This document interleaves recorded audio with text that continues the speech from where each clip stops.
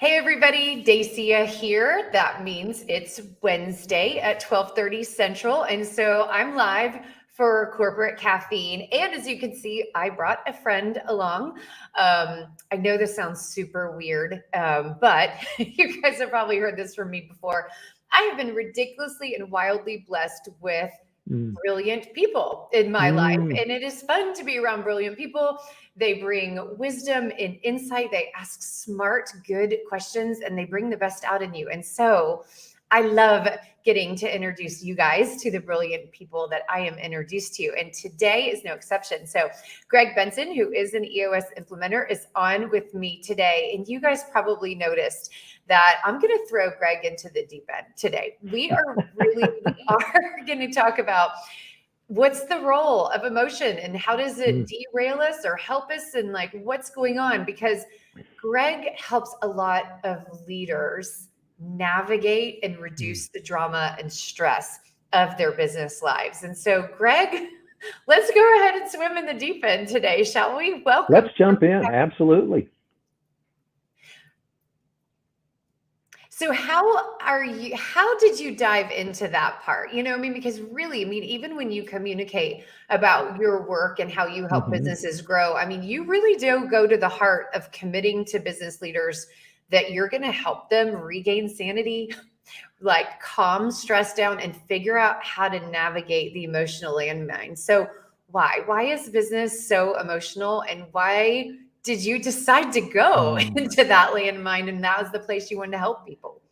Well, Dacia, that's a great question. And actually, what I want people to understand is that there's really two types of emotions in business. There's what we would call negative emotion. Okay. That's what we like to call stress and drama. But there's also positive emotion, and that's passion for your vision, passion for your people. So what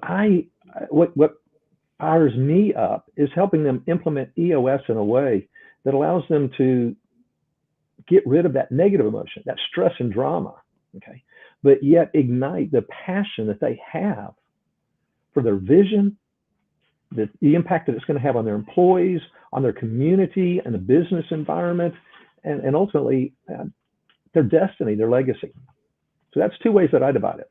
I love that. I think that's such a great point, because passion for my people and passion for what's Mm-hmm. possible, helping other Mm-hmm. people, has definitely buoyed me in times of intense stress where, maybe revenue was struggling, or I was really going through some complicated team scenarios or anything like that. But Mm-hmm. knowing that there was something big and possible on the other side, I think did help to calm down that the negative is temporary, but the positive can be long term. So I really love that. But okay, why do you think, like, why so much negative emotion? And maybe I'm over dramatizing, but I don't know. I Mm. know quite a number of CEOs and business leaders and business owners, and it's hard. So why do you think, where do you think that usually comes from?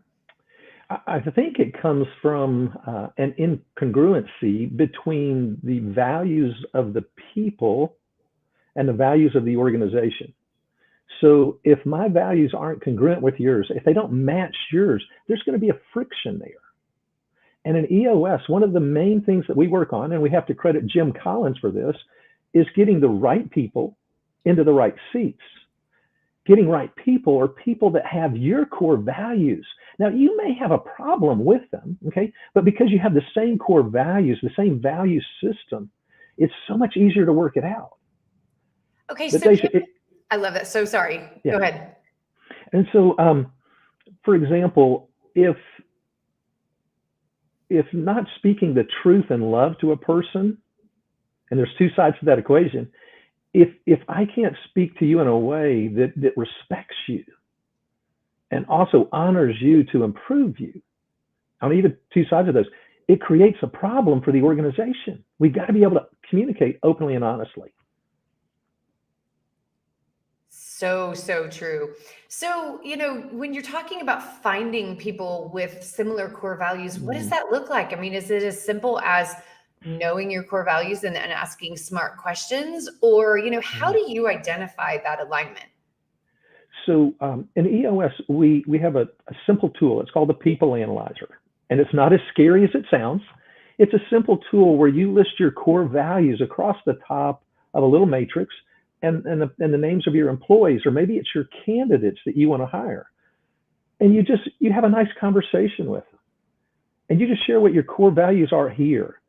And I would say, Dacia, for example, the core values of an implementer are to be humbly confident, grow or die, help first, do the right thing, and do what you say.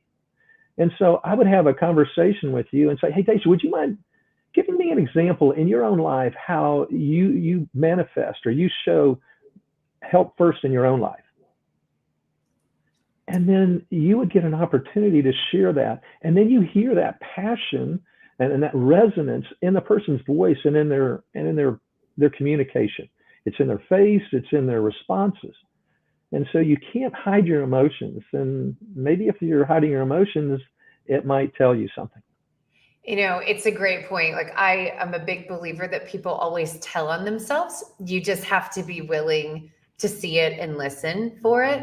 I am not perfect at seeing and listening for it. However, it is always true. I mean, when I think about times that I have to look in the rearview mirror because I made a bad decision or because I wasn't aligned with someone or I was running my own agenda. I did not want to see anything contrary to the goal and the outcome that I was hoping for. Looking in the rearview mirror, I was able to say, oh, they were showing me what was really going on. I just chose not to see it. So, that's interesting because you're kind of giving people permission, as long as you open up space for that emotional discussion, to then believe what you see, like believe your gut, believe your eyes, believe your heart when you're watching that person communicate back to you, whether or not they really resonate and whether or not what they're saying is really ringing true and significant. Oh, absolutely. And it's Patrick Lencioni has a fascinating book, Getting Naked, and it talks about opening up with your customers, your vendors, your own employees, with everyone. Okay. And when you share your core values, coming from your place of passion with those core values, those people are either going to resonate with it or they're going to be repelled by it. And if they're repelled by it, then they have to make an ethical choice. Do I want to violate my own ethics and come and work here, okay, and not be true to who I am? Or do they have to say, hey, I wish you the best of success. I want you guys to succeed, but this isn't the right place for me. Yeah. So it gives them an opportunity to see you in your own reality with your own core values. And that's something there that's important, just to manifest your own core values. Yeah. It's interesting though. How often do you find that people can understand or identify their own core values? And I mean personally, not just organizationally. Do you find that most people, if challenged or asked, can get to them pretty quickly? Or do you feel like it's typically a journey that people need to go on, of self-awareness? Where have you found people on that spectrum? Maybe it's too simplistic, but I think people are where they are. Okay. They have the core values that they have now. Was it because they were raised that way by their parents? Was it because of additional influences in society or whatever? I don't know how to answer your question, but for example, I've listened to multiple of your podcasts, and I have a great feel for where your core values are coming from now. And I think it's from your faith. Yeah. So I already have a way to understand you and resonate with you if I have those same values, and I do, and it's fascinating. We can talk about that another time. But I was listening to a couple of things you talk about, the value in work and what it brings to us to contribute, and it's absolutely true. And that's one of the things, going back to EOS here. Not only do we want to have right people in the organization, we want them sitting in the right seat. Well, it's important that they sit in the right seat because they've been God-wired. They've been hardwired to be able to do something, do it with excellence. You've got to get them in the right seat. Then you have a person that's happy in the organization because they resonate with the organization on their values, and they resonate with the organization because now they're a contributor. They contribute to the overall success and contribute to achieving that vision. And that brings them value. It brings them excitement, and it brings them it's just an acceptance that they're part of something bigger than themselves and are getting to contribute. Agreed. I think that's so huge that people need to find their significance in work.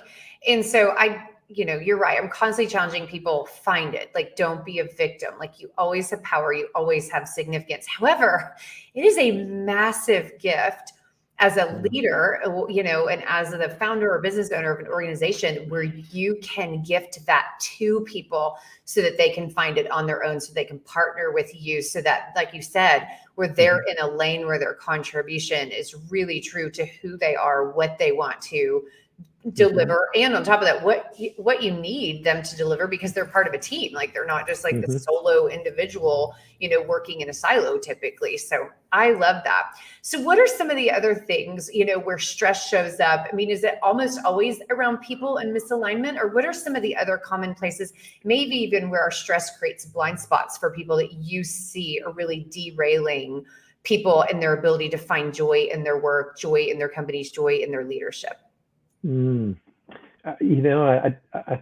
That's a great question, and I'm going to have to come back to it.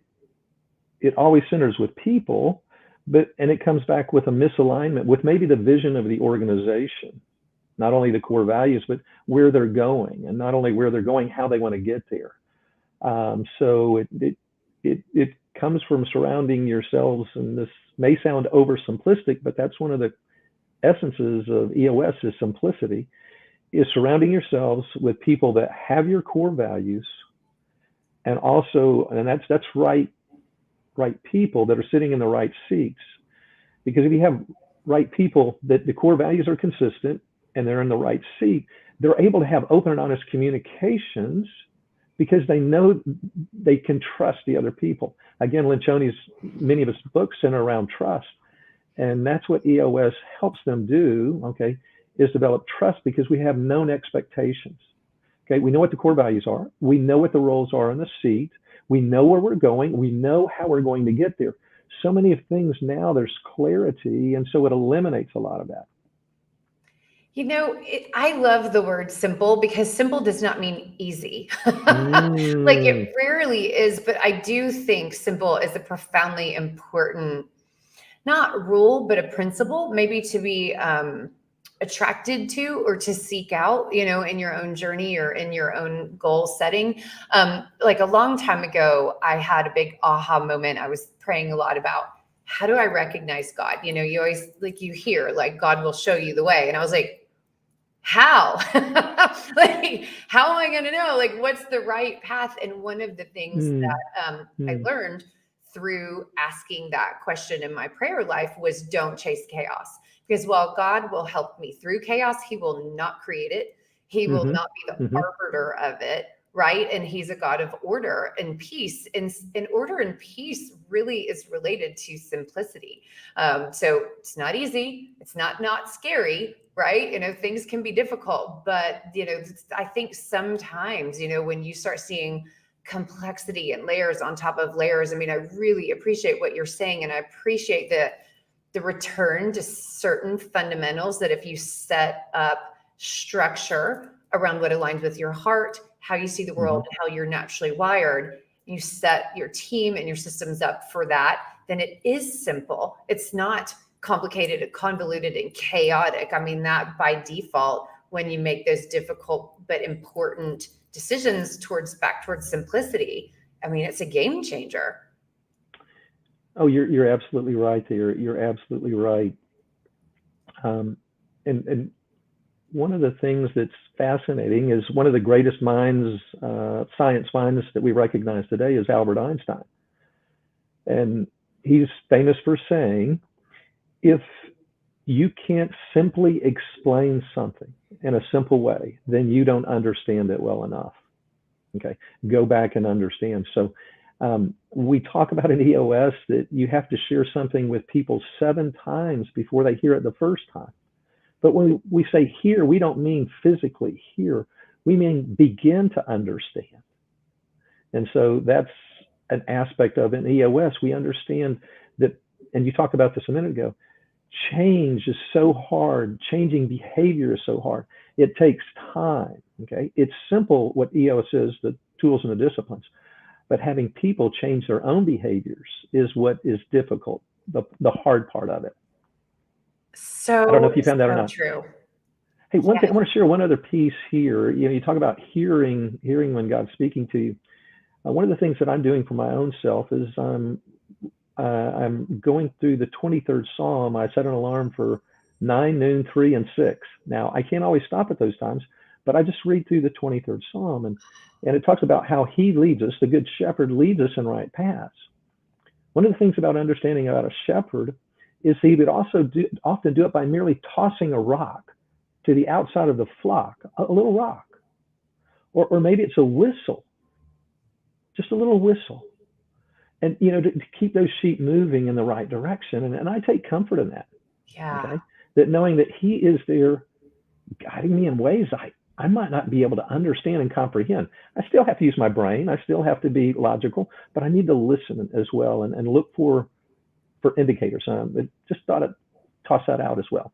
Oh my gosh. I mean, my brain is like exploding with so many connections around that. I love that. Cause it's interesting. Like if we use faith, Christ or, these like as an example for leadership, I love the idea that we are not yanking somebody up by their neck and dragging them or forcing them or micromanaging. Like we're literally creating through a variety of different communication structures and partnerships to keep them going in the same direction. But like you said, it's back towards that alignment because they can understand. And one of the other things you said that I loved is, you basically painted a picture where communication is not a one-way street. It's not just, did they hear you? Meaning like, did you talk and there was an ear or two on the other side? But that it's about creating understanding, like creating an environment where they can receive what you said, internalize it, accept it, act on it, own it, and then drive forward from that. And that it's not a one and done. It's not, I set an expectation and you're horrible if you didn't figure it out the first time. I love that. But, like that there's a pathway for people to get on board and then own it. And for that knowledge or idea to transfer ownership basically is kind of like the image that was showing up in my head when you were talking about that. Well, I've got an admission here. I don't know if it's an admission or a confession. I may have to start sending you royalty checks because I was listening to one of your podcasts. I don't know, was it 10, 25 communication techniques or, how to be a better communicator?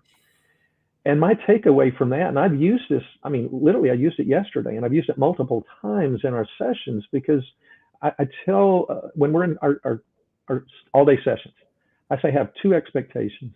One is that you be open. And what I mean by that is lowering your defenses. And when you're listening, listen to understand, not listen to respond. Okay. And it's a totally different relationship when you're listening to understand and not to respond. So send me some type of royalty invoice and I'll see if I can get it through accounts payable to get it paid. I love that. It's so interesting too, because if we circle back around to the idea of stress and emotion, when you're in a mindset of listening to understand, it literally changes how you're going to receive information. Like it's very difficult to stay aggressive and defensive when you are literally trying to receive meaning, when you're trying to meet somebody in the middle. You have to have a more receptive, and I think naturally, not have to, but I think like naturally you end up emoting something different just in your own actions and spirit, which can then reduce stress because you're not automatically assuming they're out to get you or they're not going to do what they need or they're going to make things harder for you or whatever triggers are happening in our own brain. I think that's so important. I love that you're leading leadership teams through that and reminding them like there's a really significant place for that in the work environment. This is not just a marriage tool. This is not just how you talk to your crazy teenagers, but there's a space for that type of active listening and understanding in all aspects of your life, because that's how you become the best version of yourself. I think that's so darn exciting. I think I agree with you 100% on that. Absolutely. And what's fascinating is that when we call it the visionary and the integrator, the two top people on the leadership team, are modeling that to the rest of the leadership team, if they're modeling that to the leadership team, now it's going to take a couple of quarters possibly, those people that are heading up the major functions now have an example. They've been mentored in it. They can then start doing it with their direct reports. And they're going, oh my gosh, this EOS stuff is powerful. Well, it's not. It's powerful, but it's simple. And it's valuing people for who they are, what they can contribute is what it is. It's about valuing is how I see it. Well, and I love that you just mentioned that sometimes it might take a couple of quarters, for people to respond to that, because I think that's such a huge encouragement to people that, listen, being your best self and making adjustments, leading with integrity, which is not necessarily the easy way to do it, even though, to your point, it is the simple way to do it. That it does take time for people to realize this is new behavior that I can trust. It might take them 7 times to go, oh, this is new behavior that's real. Like, it's not like a one-time thing. And now this is communicating something to me and I didn't realize it, and so just not having, I can speak to, I have a very impatient personality when it comes to goal achievement and what I think we should be doing. And like, if you see the ball, pick it up and run with it. Right. But that some things just take time to create new pathways, new trends, new relationships, new patterns. And so I think that's really, really important, what you just did there, giving space. So real quick, you started telling me a really amazing story about when somebody commits to this kind of journey and starts getting aligned with their team, where their core values at their center of things, and that the simplicity of alignment and having fundamentals in place. So I think his name, well, I don't know if you want to share his name, but would you mind sharing a story about what's possible when somebody undertakes this type of journey? Yeah. So the story is about, we'll just call him John. It's not John, but we'll just use the name John, and I'll implant it in my mind. John had a software company, and John and his software company, he was using programmers down in Costa Rica to help do the programming for the business that he had here. And John went into a pretty dark place in his life. He was abusing drugs and alcohol. He was down in Costa Rica, and he lost his passport, he lost his driver's license, and he lost his credit card. Okay. Yeah. Okay.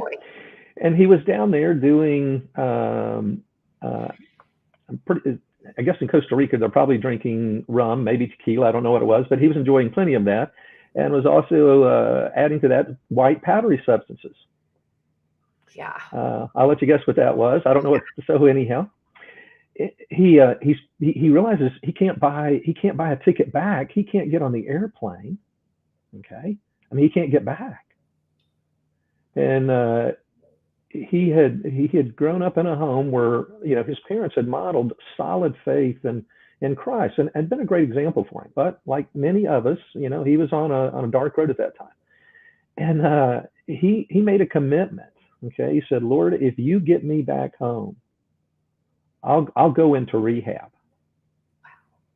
Okay, now this is a time where his wife had divorced him, took his kids away from him, and his business was going in the toilet. Okay. And so, but he realized he couldn't go cold turkey, so he actually took some supplements with him, okay, on the plane. Oh, good Lord. Went through customs, and he made it through. Wow. And he realized what had happened. He checked himself into a rehab, okay, turned his life around, both physically and spiritually. Now he has his team running this company, and he works. They work in the construction industry, and he realizes, and because I have multiple construction clients, EOS construction clients, alcohol abuse in the construction industry is huge. I don't know about the other drugs, but I know it's huge. So they're creating basically a foundation to help companies implement some type of recovery or intervention program for companies in the construction industry because of his own experience. Wow. So we're talking about now he has these new values that he was he was blessed to receive. Okay, it Yeah. could have gone really bad. Could have gone really bad. He's now been reunited with his wife for I don't know how many years and kids. He's got his. He's been say sober for 5 years or more. I don't even know how long it is. Completely turned his life, his family, his company around because of the core values. Wow. His personal core values.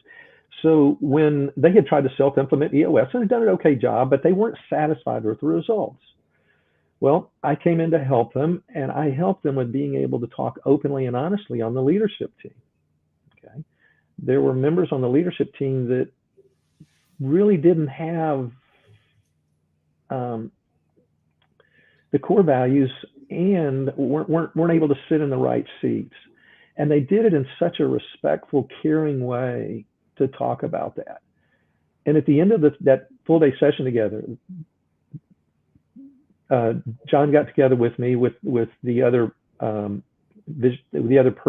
that was on the team and go, Greg, we've never had a session like that where we could talk openly and honestly. Wow. And it says it was the toughest conversation that we've ever had, but it was so good because we were talking about people and caring for people, okay, and focusing on issues and not personalities. So, but that's what EOS can give you the structure to do, is have those open and honest conversations that deal not about personalities, but about issues that you need to solve that are holding you back or standing in your way, or opportunities out there, without it getting wrapped up in the personality. Yes.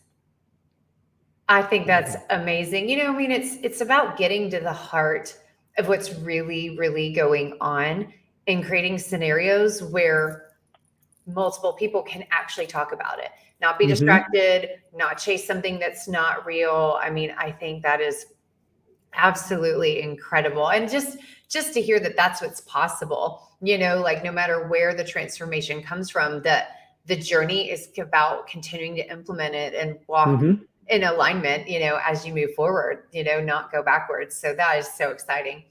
All right, really quickly. I know this is a little bit chasing a squirrel, but I don't think so. So You just recently had your 39th anniversary with your amazing wife, from what I hear. Yes. Congratulations. Thank you. Any words of wisdom about how do you do 39 years? Just if you don't mind, I'm going to share that because I can speak to obviously I'm married to the business, literally, meaning my husband's in the business, but even when we haven't owned a business together, I can speak to the health of our work lives and whether or not we can communicate what's going on, could either really distract and detract from, our connection to one another, or it can build upon it. So I'd love to hear any words of wisdom you have about that. Well, I may take this in a little different direction than you had anticipated, but since you threw me a surprise, I'm maybe going to throw you one. So one of my early entrepreneur businesses is I had a CPA practice, and it was a successful. I was solo practitioner with staff, and on the outside it looked good, but it was really, really hard on me because it wasn't allowing me to operate in my gifting. I remember pulling into our driveway, the gate opens, and as I was sitting waiting for the gate to open into our driveway, I was listening to a program. It was by Focus on the Family.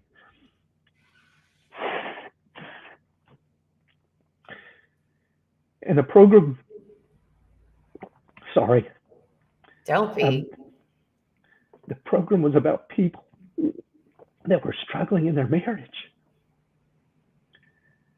And it was a difficult time. I had 4 teenagers and one that was 6 or whatever, had 4 kids, and everything was so busy and chaotic, and I wasn't getting my life itch scratched at the accounting and the CPA practice. And the program said that for people that were ready to give up their marriage, if they just committed to 5 years, it always got better. It was always better. The people said, I'm so glad I waited 5 years. I made a commitment. And I'm in the driveway and the window's right there looking into the kitchen. Say, Lord, I'm going to give it 5 more years. And it was right. 5 years and it was better. And that was probably 15 or 20 years. It was 20 years ago. Wow. I mean, I was at the point of saying, my wife doesn't like me. My kids don't like me. I don't like me. But I heard that there was hope. And that's one of the things I want to do in EOS is I want to give people hope. I want to encourage them when they do good things and say, Deja, good job. Eric, good job. Kyle, good job. Keep it up. I blow my clients' mind sometimes. I joke with them. I says, I'm going to rip the skin off your hand with this high five because that was such a good answer and that was such good insight. And people, I won't say they're starving for good words, but somebody spoke a good word into me from that radio program that gave me the courage to hang in there, and they were right. And so now it's kind of funny. I drive my wife crazy.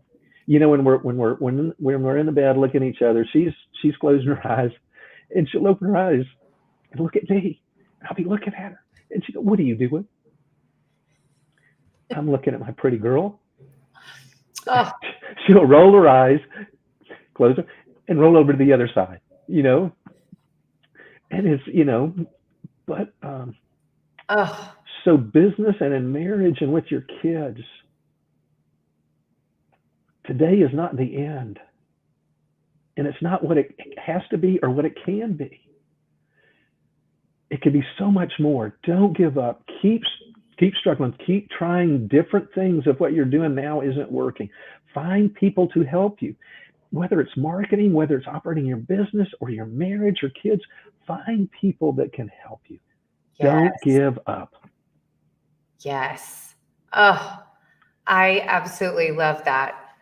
Thank you so much for sharing that.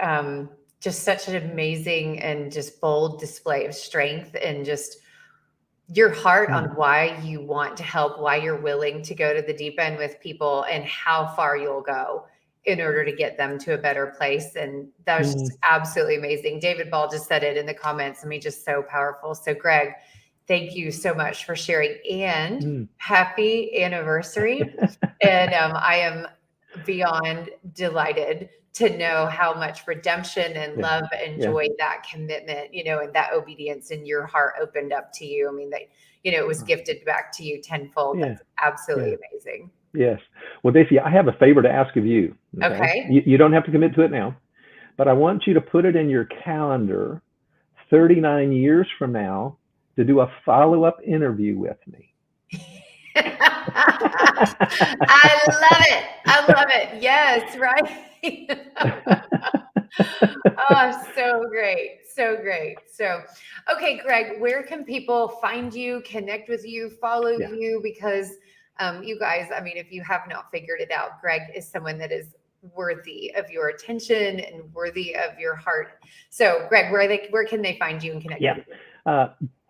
Probably the easiest place to start is with LinkedIn. Go in there and just type in Greg, Greg, Benson, B as in boy, Benson, and you'll find me. Okay, a little disclaimer, that picture is probably 5 or more years ago, so don't be surprised when we see each other face to face.